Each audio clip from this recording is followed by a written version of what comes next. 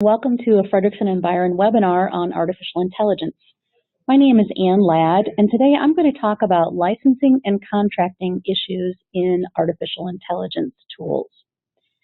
In this session, I'm going to highlight some of the key licensing or contracting issues that may come up when you are providing or purchasing rights to use AI tools. Again, my name is Ann Ladd. I'm an attorney at Fredrikson Byron, and I practice in the intellectual property transactions area, helping both providers and customers who want to access software services, including AI tools and services.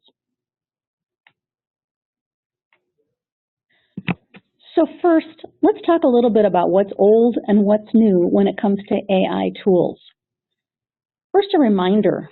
While artificial intelligence, or AI, is a powerful business tool that's getting a lot of attention, many contracting issues for AI are the same as contracting issues around business software in general. This is good. This means that we have a foundation or framework to think about the respective rights and obligations of the parties to an AI contract and about some of the issues that might go wrong, the common types of scenarios that people may experience. AI tools in the end are software and database tools. Just like other software, they may be offered on premises. That is, you might get a license to install an AI tool on servers under your control, or they might be offered on a hosted basis, AI as a service, like software as a service or a platform as a service. And like other business software, AI tools need to integrate with other programs, most likely database type programs. So what's new about AI, and how does that play out in the kinds of contracting or licensing discussions that you might have? Use of AI tools may drive more of a focus on IP and usage rights in the learning from AI, from use of an AI tool. There might be different discussions about liability for the results if you've used an AI tool. The driverless vehicle is the easy example. Software obviously always can play a role, and a life or health driven role in business tools, but when the machine is doing learning on its own, those liability questions may change or become a little more intense in their focus. And there might be ambiguity about each party's rights in the why of or what of things. So why did the tool work this way? What is it doing? What are we asking it to do? And who owns those rights? Or who gets to use those rights in other ways? So let's turn to the top 10 or so issues you need to consider when contracting around an AI tool. Common considerations that you should think about include pricing and usage rights. AI tools can be used in all kinds of ways for internal analysis and prediction, or as the basis for externally facing products. The key when contracting for AI tools is that the intended use is clearly authorized in the license or subscription agreement. If you intend to use the tool just for internal purposes, then that kind of limitation would be just fine. But if you're using the tool as a basis of product that you're offering to others, then the license or subscription agreement needs to be clear about that. Similarly, it's important to understand any restrictions on use that may play out in the pricing model. For instance, if the tool is licensed on some sort of named user or other limited usage right limitation, the key here is to make sure you understand what the contract says and the contract says what you mean. Availability is another key consideration when licensing an AI tool, especially for tools offered on a SaaS basis or software as a service basis. That means the provider will host the tool and you'll access it through a browser. If this is the way you will offer or access an AI tool, it will be important to think about the kind of availability that you need. If AI is powering, again, that self-driving vehicle, for instance, you'd want the tool to be working 24/7, 100% of the time. If, on the other hand, the tool is something you're running on a routine basis during business hours to guide business decisions, maybe a lower standard is fine. Again, the key is to be clear in what you expect or offer, and then to make sure that the service level agreement, or SLA, says what you expect it to.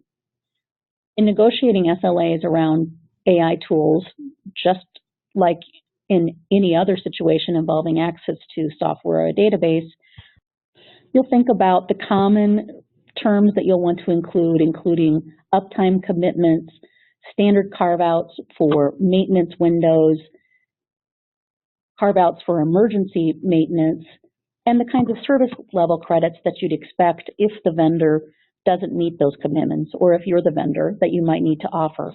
Those credits might take the form of a rebate against future invoicing, or might actually set the threshold for the ability to terminate and walk away from an agreement if there are ongoing problems.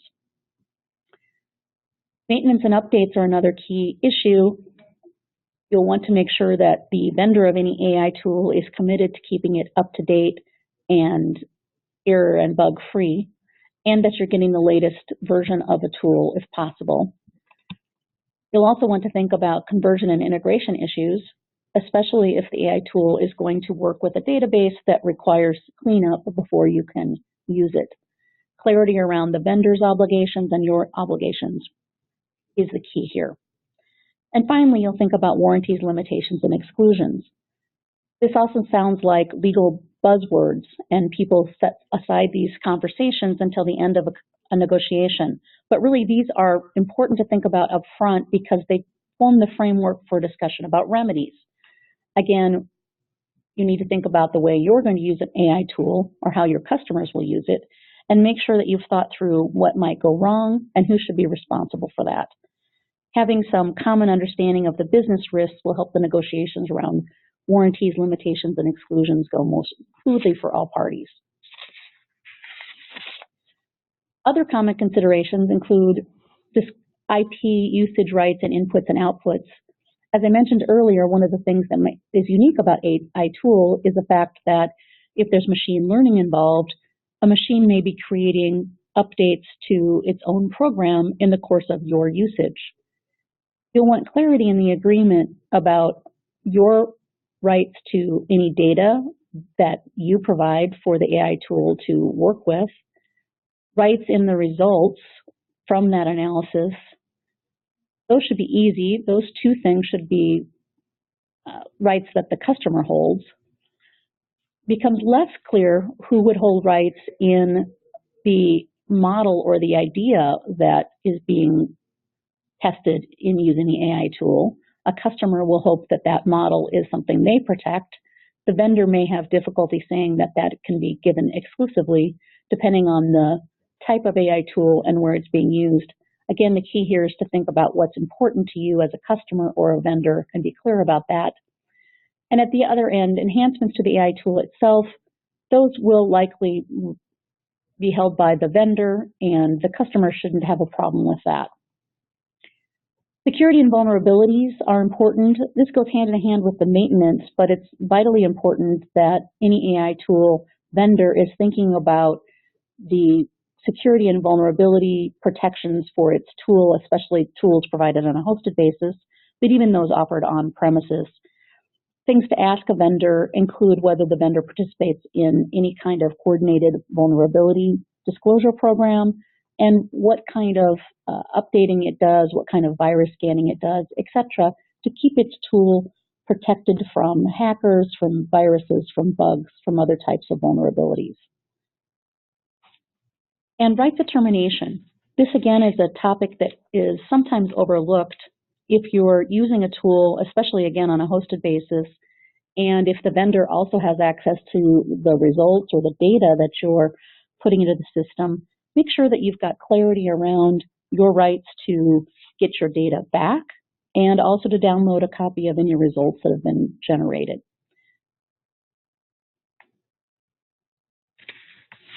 So in the end, key takeaways for you to think about. Approach contracting and licensing for an AI tool, artificial intelligence tool, as you would for any business software tool. Focus on what matters. Is it important to you to actually own the results, or do you just need to be able to use them freely in your business? Do you have the rights that you need during the term of the agreement, and do you have the rights that you need after the term? How are those things different? Make sure you understand security, vulnerabilities, and reliability issues. Again, think about your business use case and make sure that you are being practical in your approach, but having clarity with the vendor about what you expect. And consider whether there are any unique insurance or liability issues that each party should be thinking about. And you may even want to talk to your insurance broker about whether there are any additional types of technology insurance or cyber liability insurance that might help give you another backstop in the event there are any issues with the tool. Thanks for your time and attention today. If you have any questions, please feel free to call anybody at Fredrikson Byron on our artificial intelligence team. Thanks.